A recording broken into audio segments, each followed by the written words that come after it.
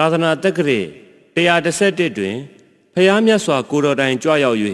စံတော်အမွေပေးဝေငှရာရွှေပါဒဇေယာခသည့်ကေလာတစံတော်ရှင်ဇေရီတော်မြတ်ကြီးနှင့်သူဝနာဘုံမိစံတော်ရှင်မြတ်ဖျားအဆူဆူအားကျေးဇူးတော်ရှင်ကြက်ထီးဆောင်ဆရာတော်ဖျားကြီးဤဆိုဆုံးမတရားနှင့်အညီ